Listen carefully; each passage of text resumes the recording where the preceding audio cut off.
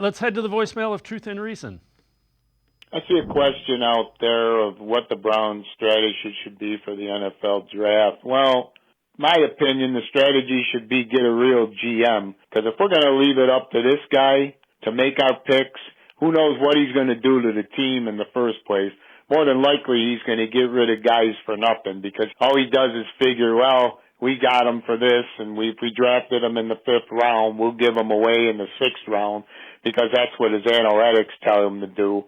And then if he does get draft picks and they're any good, what's our coach going to do with them? So once again, the strategy should be get rid of this guy, get rid of the coach, and get a GM who knows how to pick talent, like a Dorsey was.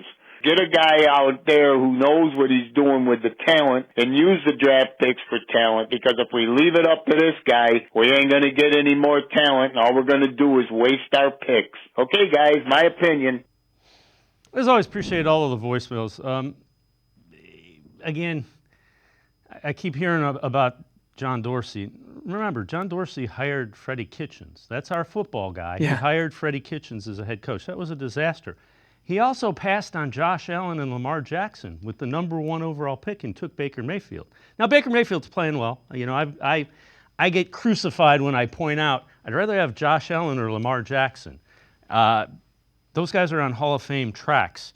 And if you disagree with rather having Lamar Jackson or Baker Mayfield than, or Josh Allen or Lamar Jackson than Baker Mayfield, and I can't logically argue football with you.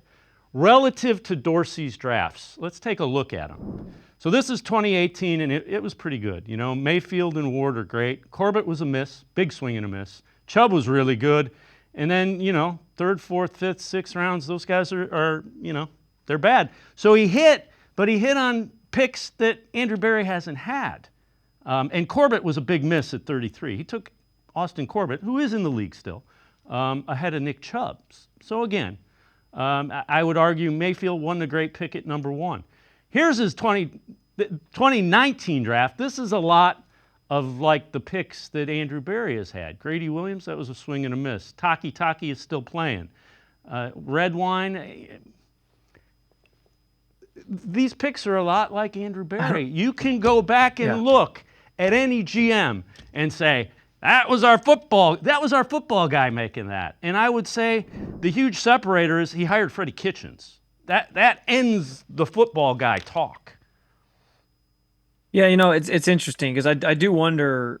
I kind of felt like some of the power structure, like John Dorsey won the power sort of structure of things the first time around when there was a head coaching vacancy. And they listened to him over Paul DePodesta, who we know pulls some sort of strings in the organization, to hire Kitchens. And so that became the straw that breaks the camel's back and gets John Dorsey out of here. I think John Dorsey is a tremendous GM. I do think he has a tremendous eye for talent. I understand like his second draft wasn't his first draft was good. He was sitting on the picks, the higher end picks largely that you want to hit on. He also had 2 firsts and 2 seconds so he had more sort of bites at the apple to kind of get those right. And you know, I think like if he maybe hires a different coach, maybe he would have still been here beyond the 2019 season. But like with Berry, it's interesting because yeah, you can look up and down his draft picks, and there's certainly some misses on there. And the one that's going to be the biggest the biggest strike against him is the fact that Jedrick Wills is one of only 2 first-round picks that he's made, his first-round pick. And Jedrick Wills is I think at this point, 5 years in, looks like he's not really going to be a very good player in this league. Looks like he's not going to be an everyday tackle that you were hoping he was going to be. So that I understand like that's a big strike against him. He hasn't developed receivers. That's another strike against him. Listen, if you have questions about whether or not Berry should be the guy drafting your potential franchise quarterback this spring, I can get behind that. I can understand why your head would maybe be there. I don't know that I would just pivot back to John Dorsey and say he'd have this thing figured out. I don't necessarily think that's true. And I do think there are some hits on there for Berry as well that you can't neglect.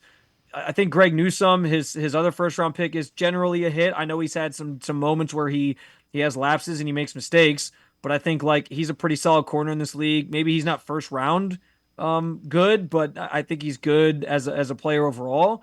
Jeremiah Owusu-Koramoah, who's probably going to be a staple player for this franchise for years to come. Grant Delpit is a guy that he hit on a couple years ago in the draft as a safety his first that same year, that first draft as a second round pick. So there's been some guys, there's been some players that he's also nailed. Again, I get if there's questions about Andrew Berry leading this charge moving forward. But I don't know that I'm like having this revisionist history just going back to John Dorsey saying like he needs to be here, because to your point, he did pick Freddie Kitchens, and that was ultimately the thing that did him in. Well, and the picks you're pointing to are picks that Barry didn't have. He had the number 1 overall pick. And again, Yeah. Baker Mayfield is a legitimate NFL quarterback now. I'll give you that.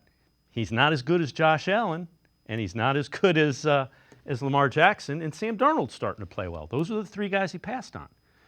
Nick Chubb was a great pick. Denzel Ward was a good pick, but you better get number 4 right, and you should have got number 1 right. If you got number 1 right, we wouldn't be looking. If it was Josh Allen and he developed, we wouldn't be looking for a quarterback still. Yeah, I think that's fair. I also think like let's see now that Barry has a first round pick, if he is still here, like maybe this is his chance to prove like it's just because again, people are expecting him to hit on like 4th through 7th round picks a lot of the time. I mean, in 2023, the first pick he had was a 3rd rounder. And Cedric Tillman actually is the guy he used that pick on, and he actually has looked pretty good the last couple of weeks with a quarterback that can throw him the ball.